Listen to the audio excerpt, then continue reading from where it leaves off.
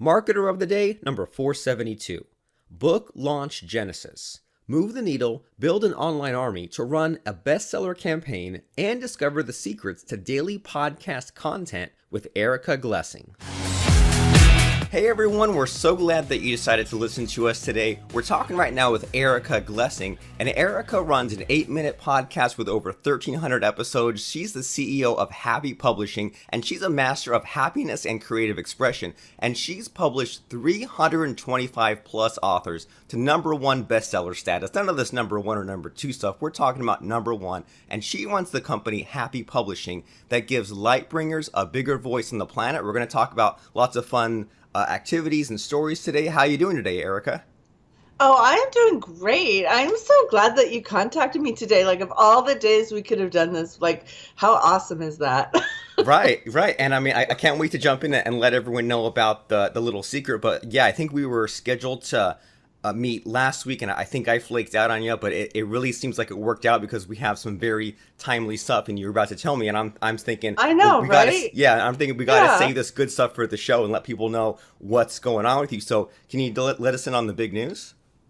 Well, the Erica Glessing Show is a podcast, and today, well, right now, it's ranking #1 on iTunes in the health category, which is a pretty competitive category. We got Gretchen Rubin's Happiness Show is in that category, so I sent out a bunch of new promotions, and we have a #1, and it's really fun to get #1. I'm just going to say that. Yeah, I mean, it means you're on top. I mean, there's nothing higher than that. So you have this Erica Glessing show, #1 on the health category on iTunes. And where can people find that, just so that we can kind of follow along here? Well, on iTunes at The Erica Glessing Show, or it's also got its own website, theericaglessingshow.com. And I went on Entrepreneur on Fire about a year ago, and maybe it was November 2016, and it was such a good experience that I went, why don't I have a podcast? And that was the beginning. Really? So when I see that podcast you have with 1,300 episodes, it's not 1,300. It's actually season 1, show number 353. And then it'll start out at 2001, January 1st. All right. So then how does the math work out? So, I mean, what started a year ago, and how many episodes have you made since then? So we are 353 days into the year, and I have 353 episodes. It's a daily program. Awesome. So, I mean, for starters with that, do you have a secret to #1, staying consistent, and #2, cranking out all that content? Is it a matter of having the schedule filled up? Do you have stuff, posts and all that planned for the future? I mean, how the heck do you commit to 353 days, 353 episodes? Well, I'm a little bit different than most, and I'm aware of that. So basically, what I looked at in 2016 was, what is it going to take to move the needle for Happy Publishing?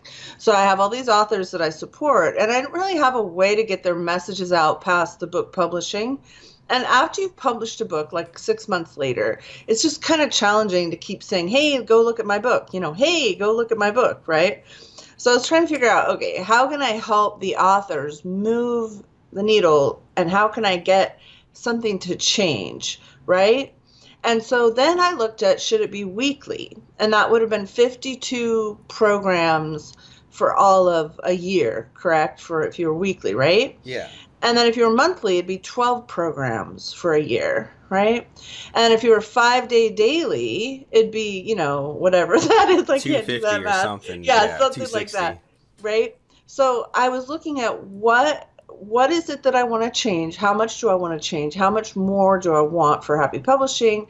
And then how much more do I want for all the authors? And it was clear that I had to do a daily. Now, I have a lot of authors in Australia, Singapore, India.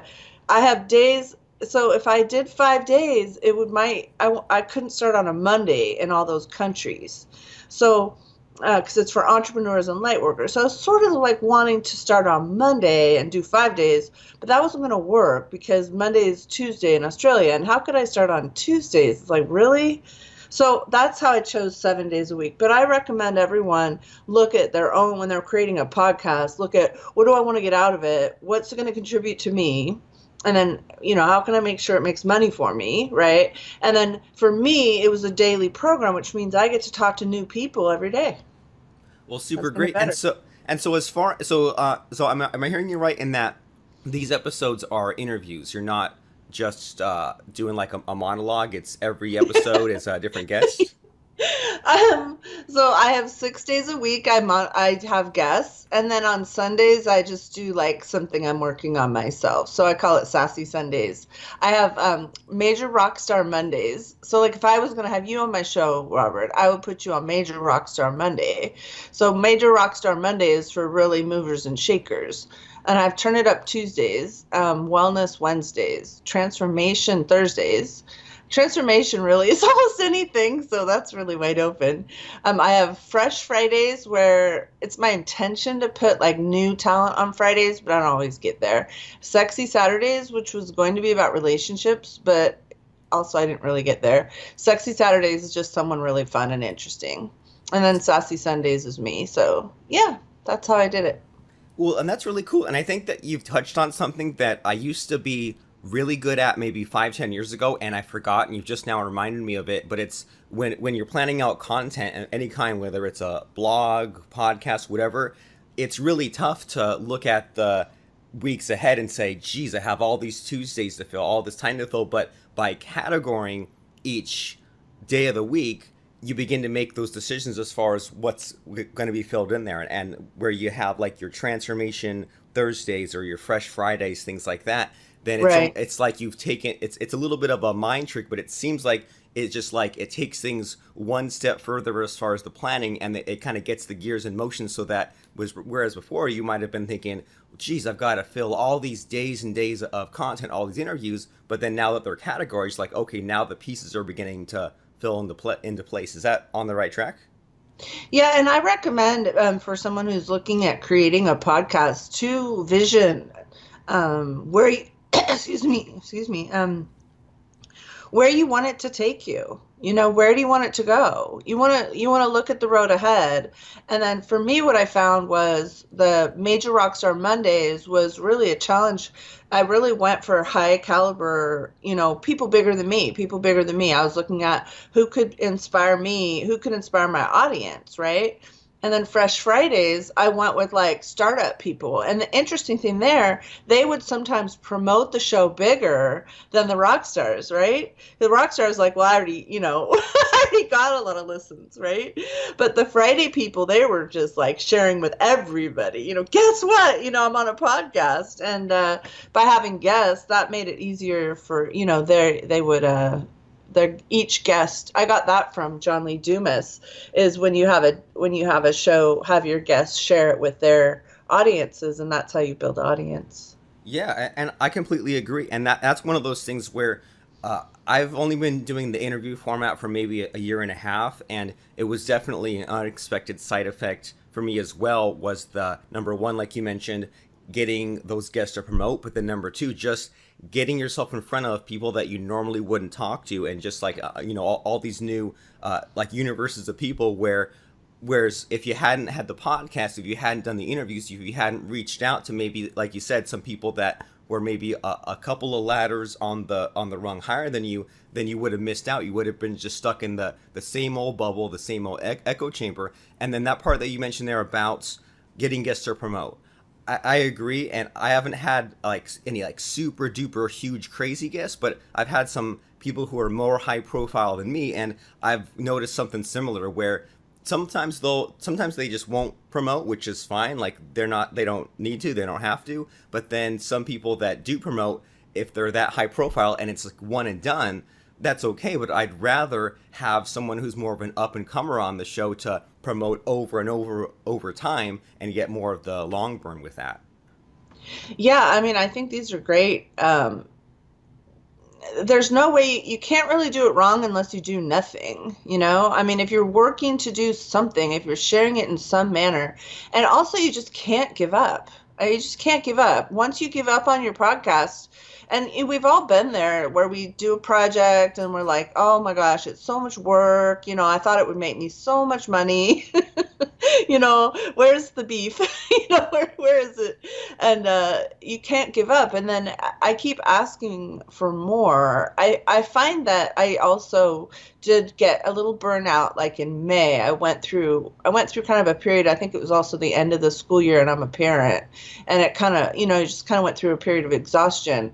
And so what I did was I did reruns for like 10 days, and then that gave me like a breather, so that I could refresh myself. And then for 2018, I'm changing it up. I'm working on a music intro, a new music intro. I just told my VA that I need I want a new graphic. I'm a little bit burnt out on how our graphics look on the daily graphics. So I want to have much more face of my artists, because I have like these graphics where the faces don't show up that big. So I'm always looking at like, okay, what can be even better? What can be even better? What can be even better? Super awesome. And yeah, so that's really cool there. That and I'm gonna remember that one. That when you found yourself beginning to get burned out, it was that either, well, sometimes it's just a sign that we've been sitting on our laurels too long and things need to change. We need to go in and, you know, beef some stuff up, spruce some stuff up. And then that other part there about how, well, you were struggling for content, or just, you know, not really feeling like maybe a little overwhelmed with the school year ending. So then you added those reruns in there to give yourself some breathing room. And I'm kind of the same way. Like I feel like I'm pretty good at keeping my eye on the ball for certain things, but then if we let one thing slide, then next thing you know, you're a few days or weeks behind on the podcast, and it's no fun getting caught back up there. I mean, I'm sure that we can all relate. So Absolutely. so much good stuff here so far, that and all of good lessons and reminders as far as, like, you know, being on other high profile podcasts, getting guests. One thing I'm really curious about is, how the heck did you get to publish 353 authors? It seems like a lot. Yeah. I think it's more like 325, I think. Okay. Well, what happened was, I mean, I could talk about this for like a century. So, but I'll just tell you like the genesis and then like where I am now. So I was sitting there in a hospital room. My daughter was sick. She was about 10, and they didn't know what it was. And I had to stay there 24/7. So basically, and I had other children at home. So I was in this hospital room for like 21 days. I kind of had a laptop, but it wasn't always connecting. It was Kaiser. And anyhow, they finally figured out what was wrong with her.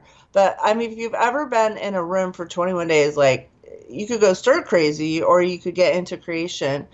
And I was trying to figure out how I had 3 books published. And I was also at that time doing real estate because the kids were little and I had to make, you know, gobs of money. So I was like, okay, how can I marry books and real estate? Like, instead of doing 2 things, I want to do one thing. And then how can I get a book to be done really fast? So right then and there, I came up with this idea of having 20 authors, one topic. So I did Sell Your House Fast for the Right Price. And then I had a publisher. So I said, what's it going to cost me? And she said $5,000. So I went to my first author and I said, it's going to be $5,000 to be in this book. And he did it. I know. Isn't that crazy? Like, I Yeah, don't think, that's awesome. yeah, I know. So that way, every other author that came in, as the first author was, otherwise I'd lose money, right? If it was 5,000 and I only got 2 and I only charged them 1,000, I could lose 3,000. And that wouldn't be awesome. So Sell Your House Fast with the Right Price. The first author came in, he paid 5,000. Every other author that came in, I charged around 2,500. It turned out in other parts of the country that was too much, and so I adjusted it for like Florida, places like that, you know, in Las Vegas, where houses just aren't as expensive as where I am in California. And so, anyways, those realtors came in, and then that author, actually, now I'm about to publish his 3rd book because I tend to keep my people. But since then, I moved into self-help books, and I did the energy of happiness, the energy of receiving. I'm having it. I found that when you took 20 people and they all wrote in the book and they all Now I had three sets. They had three books. That's 60 authors, right? Now I have all of the authors commit to buying at least two books on launch day of their own book, but they also have to buy two Happy Publishing books in the given year. So now I have all the authors contributing to the bestseller. Now with the social media, of course, it's 10 times better than it was when I started. And I've done about 20 something number one best selling books now. Dang. So I mean, as far as the Wild, month, right? yeah, yeah, but I mean, it's a good wild, right? I mean, crazy Yeah. huge numbers. And so, were there any difficulties in getting some of those Yeah. authors on board? Like, it seems like, Yeah. I mean, you mentioned a little bit that there was like a little bit of a high price, Yeah. and I imagine that maybe there were some like logistical things that maybe you hadn't seen ahead of time. So any Yeah. snags like that to share?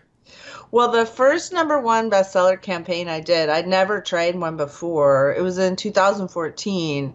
And for some reason, I thought we could do it on New Year's Day, which was a really bad idea because a lot of people have that same idea. And so we actually, when you first put your book up on Amazon, and I use Ingram Distribution, so it's through my publishing company, and there's like right now there's 18 million books, but at that time I think there was like 5 million books. So your first ranking is actually like 5 million when you first put your book up, right? You haven't sold it yet. Now, my first bestseller campaign, we got to number 6,000. Awesome. Yeah, I know, but you want number one, right? Right. And actually, my second book, I did a bestseller campaign, and I got to number 17 on all of Amazon, not in a category. It was pre all those categories. I got to number 17, and I was really bummed because I had all these people helping me. You can JV to get a bestseller campaign. Like you can invite all these people to contribute to your launch and each. One thing people don't do is they don't ask their JV partners to buy a book, but say, hey, to get in, you're going to have to buy a book on launch day, and then you can do your free opt-in thing. Because it's really hard to remember to say buy the book. I mean, the main thing about a bestseller campaign is getting people to language by the book, because people don't language that. They say, oh, this is such a good book, or oh, my friend Jeannie's in a book, or you know what I'm saying? You have to say the action buy the book, and then I use a short link for Amazon. Okay, great. So yeah, and that's really good. So instead of just saying like this book's great, like to actually go there and say buy the book. And so Yeah, just the it, languaging. It changes everything. It's crazy. that's a nice little tweak. And then so you hit number 17 on all of Amazon, and I imagine that I mean, I'm not a mountain climber, but I imagine that would be like climbing Mount Everest and then almost making it to the top, but not quite, and being like, well, I I know. wanted to make it to the top. I did pretty good, but it was like that little tiny No, stretch. I just couldn't I couldn't close the know. gap. I know. And I had Jack Canfield give me a testimonial. My second book was called Happiness Quotations. But knowing what I know now, I'm so different now. Like I would never have stopped at 17. Like when you're at 17, you're the closest. Like now, every single step of bestseller, I'm like, okay, we're number four. We're the closest to number one we could ever be. Do not stop now. Like this is when you pour it on, right? It's a very different approach because normally, like with that campaign, which I'd never done one before that campaign, that was in 2011. And, I just, when we got to 17, I was like, because what happens is it goes up and then it starts going down. Yeah, yeah, yeah. Isn't it something like the longer your rank, the harder it is to stay there or something? Oh my gosh. So you go up and then you start seeing it go down, and it's really depressing. And so now though, now I have a lot of people helping me I have all these nice authors that will social media with me because they liked getting number one. So a lot of them will just share if they think the book looks good, for on there just for fun. Not like I reward them, but now I'm present too when you're in a bestseller campaign, when you're getting close to number one, like if you're in the top 10, just bring it and then bring it again. And then if you have like an email account, start sending it and say, hey, we are number two. If three of you buy this book right now, that could be, you don't know how many it takes. You never know how many it takes. It's always a question. Right. That's a good message, and that sounds exciting. So as far as Yes. getting attention and getting traffic on this launch? I mean, you mentioned that there were JV partners, but is that your only source or your main source of traffic, or do you paid ads and everything else, or what's sort of your I haven't traffic used strategy? I haven't used paid ads. So so far it's just I have a email list. I love building my email list. So maybe we could give people a link to get my book or my podcast gifts later. But Perfect. I mean, yeah. Oh why yeah, I wait? made you How one about for your you give it show. now and we'll give it later. So do you have a link for Yeah, us? I do. Oh my gosh. I had it right. I think it's happypublishing.net/marketer. Let me just go. Um, darn it. I sent it to you and then I didn't have it in front of me. I had it in front of me last week. Let's see. Oh, marketers. happypublishing.net/marketers. And that is a special for the listeners of Marketer of the Day with you. And it's my complimentary masterclass series on building your book as brand. And I will actually also put in there some of my podcast hints. Also, I have a video about that too. Awesome. Yeah. So happypublishing.net/marketers. Yes. Super great. So you don't do paid ads. You do these joint ventures. And so like what sort of a timeline are we looking at for a book launch? Is it 2 months, 6 months? Like how early do you have to start this thing? Uh, well, technically, I don't need lead time. Okay, so you just flat out go. I need a great book. Um, with books that I publish, it's usually I think the quickest book anyone's ever published with me was 9 days, but it's more usually about 8 weeks from when I get the manuscript if I publish someone. So it's usually if their manuscript's done, we do the cover design, interior design, and within about 8 weeks it goes live. It has to be alive for sale before the launch, but people think, oh, it'll just go for sale and people will buy it. But think about that, like, let's say you made a website. If you didn't tell anyone about it, it's not going to just like dance, you know? Right. So what do you do to get it to dance? What do you do to get that thing noticed? You know, every single book launch, I have to actually go in and look at the book, and then I look at the audience for that book, and then I look at what needs to happen. And Amazon and Facebook are always changing their algorithms. They're always, I know like there's been a lot of like spam about that lately, but actually it's not, Amazon's always changing how they do bestseller. So you can't really know until the book's about to come out what steps that book will require. But you know, I also I'm going to do it differently if I have someone with a lot of social media and friends, and someone who's kind of lonely. I had someone I published. She wrote a butterfly book, and she didn't have a social media presence at all. And so that one I knew I was going to have to rally a lot of my authors to help. Do you know? Yeah. And so, I mean, so you put out a book, and I imagine that you contact all these authors and you have them all promote, like, give them a swipe copy. What other kind of materials do you give these people?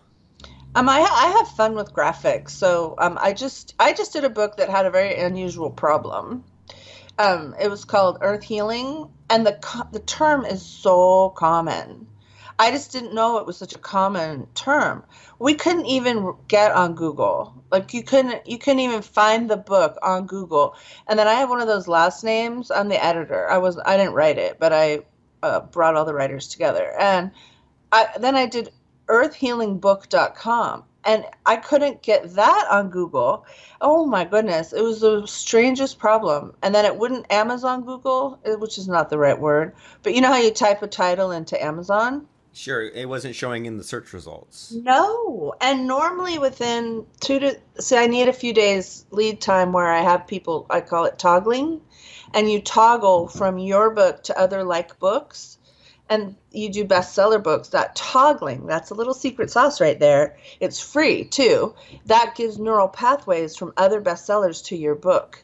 And that those will stay in place for other new people that come. So you want to toggle. So I had all my authors toggling, and it still wasn't coming up because it's just a common term. And who knew? and so the book wanted a hashtag, which I haven't done a lot of hashtagging. I like Twitter, but I just haven't I haven't hashtagged very much. That book wanted a hashtag. So that started to help us. And then I did a campaign. I said, whoever puts the hashtag and the Amazon link together on social media, the number one person that does that most frequency will get a free book. So I did one of those. I had to add some things to try to get the book found on Amazon. I don't even know if, I think it's coming up now. But we hit number one in 2 countries in 8 categories, and you still couldn't find it. You had to have the actual link. Oh, wow. So even despite all the difficulties in front of you, you still made it work. Yeah, I did. We got number one. We got number one in I found a category called Gaia, which is Earth, which is body, mind, spirit, Earth studies or something like that. But the book was about earth healing, so it was an appropriate category for that book, right? And we got number one in that. So we hit number one in Gaia. I think we hit number one in mind, body, spirit, energy, something about healing. And then we hit number one in one other category. And then we hit number one in India for that one. I had 3 authors from India. I'd never gotten a number one in India. So we hit number one in India in that one as well. Well, craziness. And can you re-explain that that toggling concept? Because I think I might have missed or not fully understood it.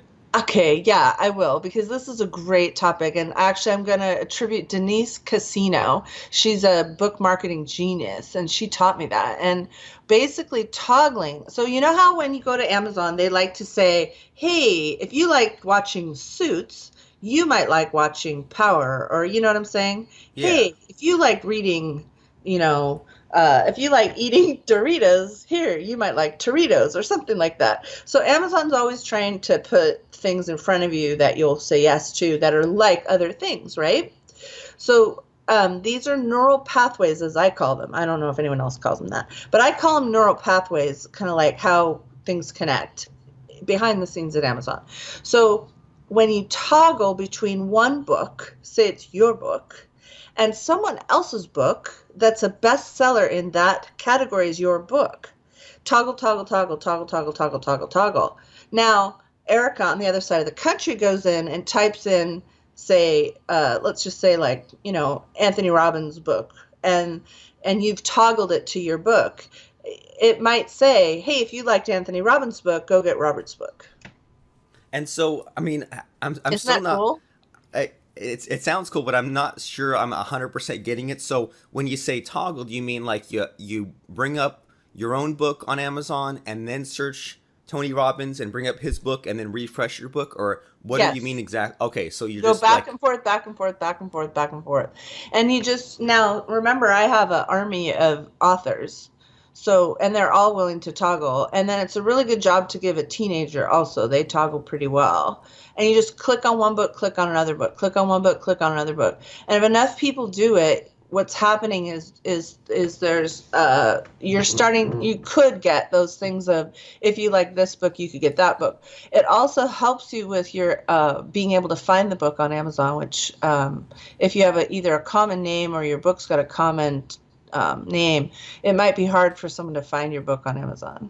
Oh yeah, when you were mentioning that earth healing problem, it made me think of, I had a guest on my show a few weeks ago, and his first name was Clay and his last name was Green. So I was searching on Amazon to make some links for the podcast show notes, and I mean, I got all these results for clay for art that was a green color. So I can definitely relate to trying to find something and unable to find it. Exactly. And then you have to kind of find one way you can always find a book is with the ISBN, or if it's a Kindle, you can find it with the ASIN, the identifying number. But who knows that number? It's a crazy number to have to know. Right, and good luck handing that number out. Oh yeah, people, yeah. so. Could you go look for? Could you buy my book today? It's ISBN 973. Oh yeah, I know it well. So so you do this toggling thing, and that sounds like a really cool strategy. Just because, like you said, you have this army of people, basically not quite click farming, but this army of people kind of showing Amazon what they should be doing. And do you do anything like that with like a keyword? Like, do you tell your army to, type in this keyword and then click on the find the book in the results and click and buy? Any sort of I fun stuff like haven't, that? I think that sounds like a really good strategy also. I haven't need so basically my books best sell already, but I think if I was having trouble, like if I was a solo author with a book, I would work on my keyword toggling. Yes, that's a great strategy. Okay, and you mentioned that another strategy is you look at the social media reach or the social presence of these people to get them to promote. So do you do any like telesummits or live streams or things like that with your people to get attention on these books? That's a great question. I did actually have a happiness telesummit that I ran for a couple years. It was really successful. At It was really good at bringing opt-ins. I don't know if you've been in telesummits. It was really good for opt-ins. It just didn't monetize for me, and so it cost money to run because I have to have technical people doing all the back end work. Um, with the podcast, with my podcast, I was able to have all the back end work done at the upfront, and then I have a VA that is able. It's easy enough technologically to have a VA do almost everything. Like I just do the fun interviews that I love doing it. I love interviewing people. So my podcast, I was able to get that to work for me really well. The Happiness Telesummit was successful.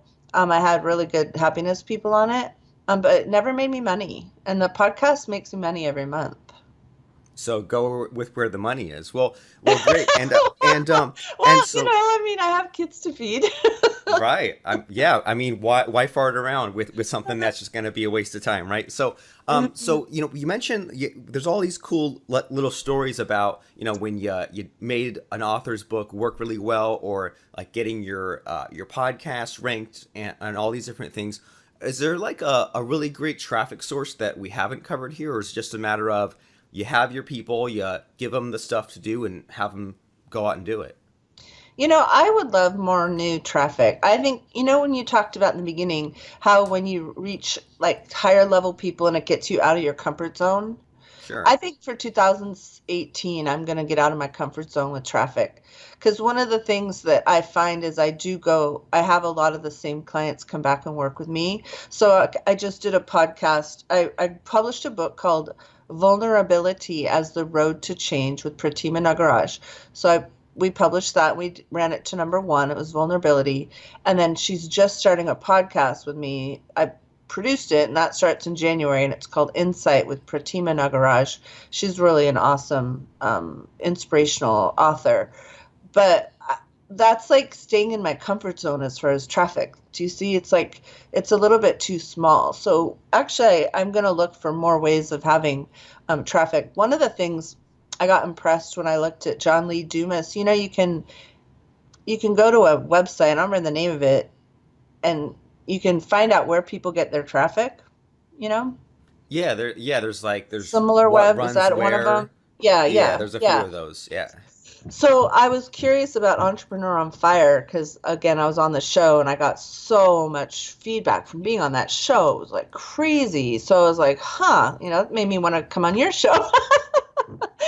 Like how being on cool podcasts makes me want to be on more cool podcasts. But so I looked at where he got his traffic, and it was all his own. Isn't that fabulous? It was his website, his podcast website, his this, his that. It was like all his own traffic. It was like his own little traffic. You know what I mean? Like they played around at all his different places.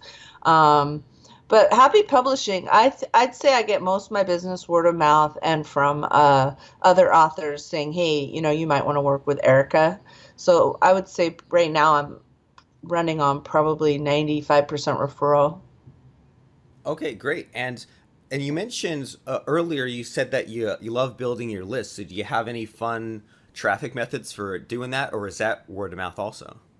Well, sometimes I participate in giveaways. So there's these like gift giveaway events. I had a series of videos I did on forgiveness.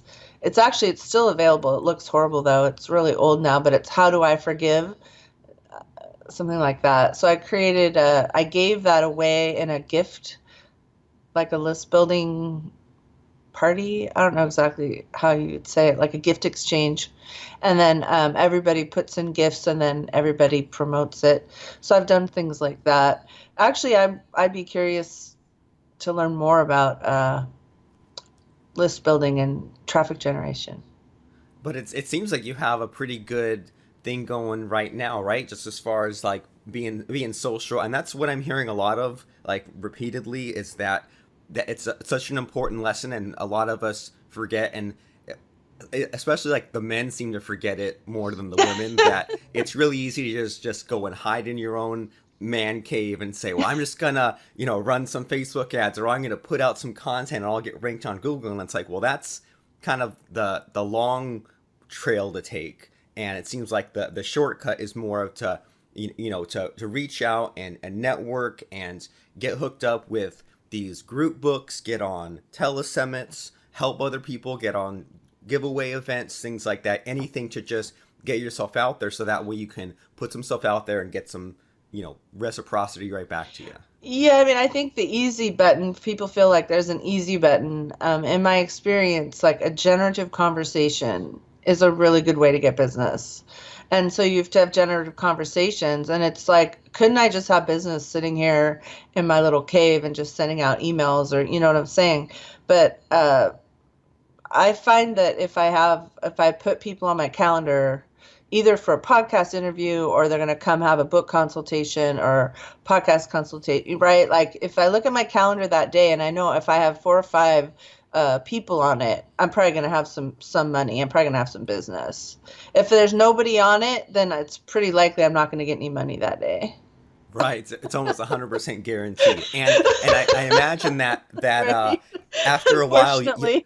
yeah, and I imagine after a while you sort of start to get a feel for what your ratio is, right? Like you figure, well, if I do for every 1 out of 4 or 1 out of 3 calls I do, I know that I'm going to at least get some kind of business. So then that way I Yeah. know that it's worth my while. So then when you see all these appointments on the calendar, instead of saying, geez, look at all the stuff I've got to do, then you can look at that and say, well, look how much money I have in front of me in the future.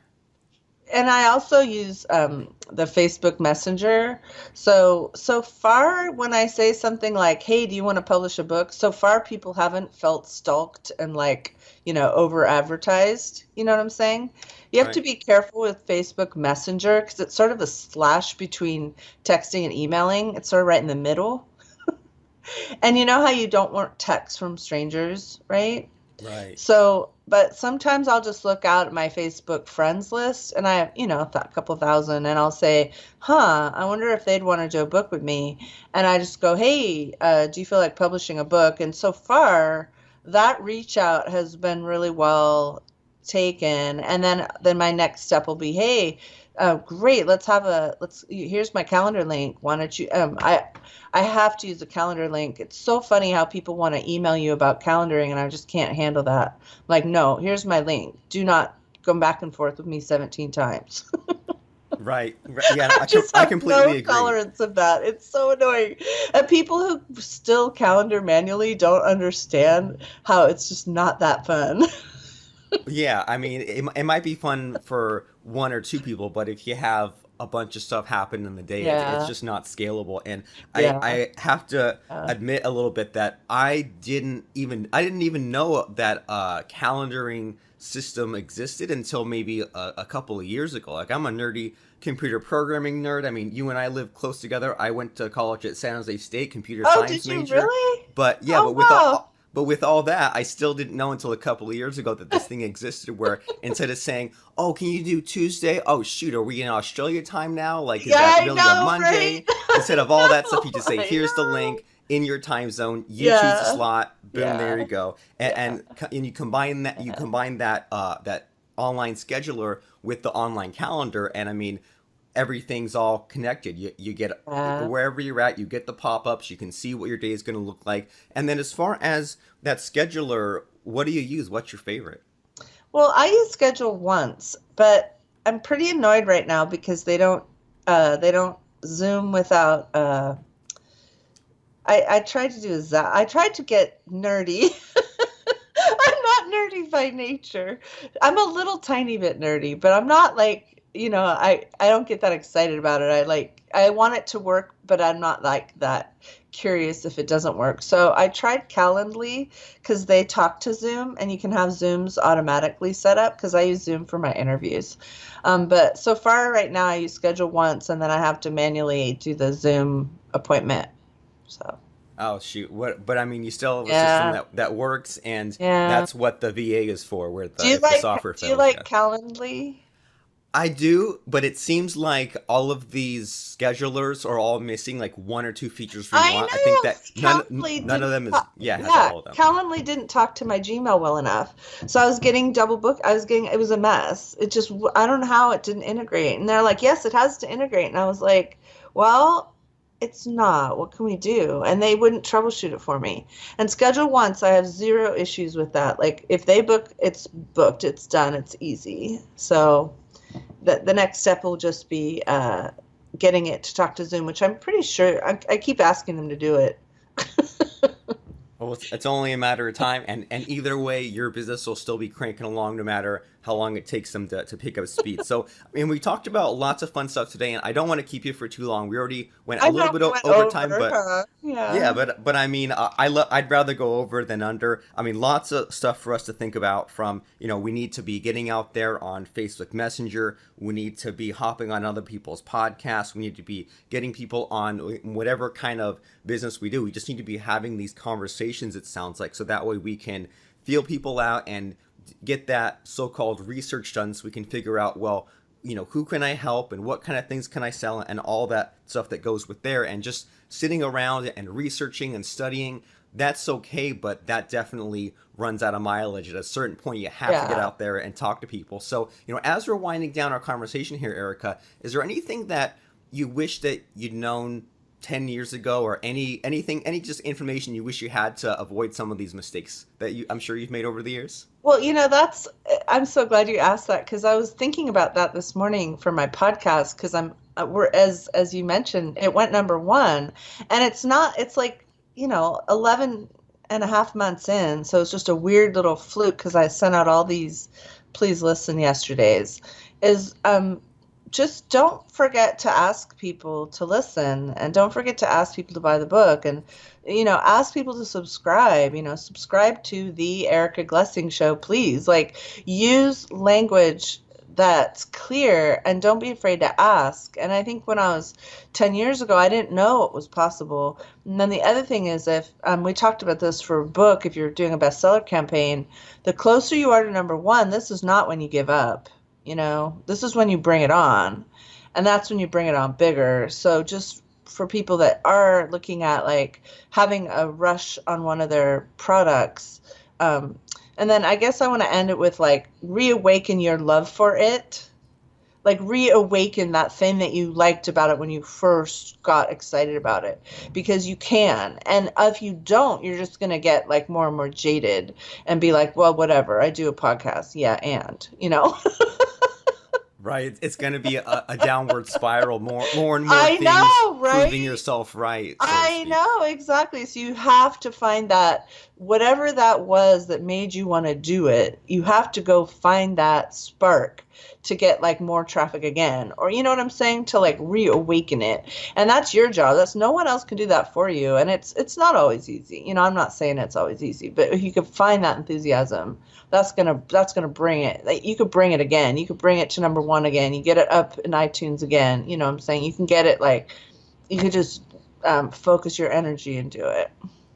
Yeah, for sure. There was definitely, yeah. If you feel burned out, discouraged, all that stuff, there was a point when you were so excited. So just get back to that point, and then once you're at that point, then take the actions that you took before. And maybe a few years have passed, and maybe some of these traffic methods have updated, but it's still kind of the same idea, right? Like joint ventures will never go away. Right, Telesummits will never go away. The right. technology will just change. Like the principles still remain the same. So if you found something that works, then you owe it to yourself to push harder or repeat. Because why would you go through all that trouble to crack the code and then just not do it. Doesn't make any sense, right? That's like having a super fast car and leaving it in the garage all the time. So Oh my why gosh, cheat right? yourself? Yep. Yeah, exactly. Thank you. That's Well, it. you're well. I mean, thank you for coming by and dropping all of this great knowledge here. So I want to make sure that everyone knows all about where to find you because you delivered a ton of value. It'd only be right for everyone to check out all those cool things you have going on. So I mean, do you have any? I know that you mentioned that freebie, but can you repeat that and give us some links to check you out? So happypublishing.net/marketers for your, I'll give you a complimentary how to build your book as your brand and a complimentary top 10 easy ways to build your podcast. And then you can find me on Facebook at Erica Glessing, Twitter, Erica Glessing, LinkedIn, Erica Glessing. I'm lucky because my name is Erica Glessing and there's not that many of me. So it's Blessing that starts with a G. Awesome. It's a blessing in disguise. So Exactly. So we'll see you find people there on Facebook, Twitter, and LinkedIn when you search for Erica Glessing. And then most importantly, make sure that you write this down, pull it up in the browser, whatever you got to do, happypublishing.net/marketers to claim those free gifts. And we will see you there, happypublishing.net/marketers. And thanks so much, Erica, for stopping by and sharing all this great stuff about book launching, networking, and everything else that entails. I appreciate it a lot. Yeah, thank you. Please take a second to rate and subscribe to Marketer of the Day in the iTunes Store. It's free. Marketer of the Day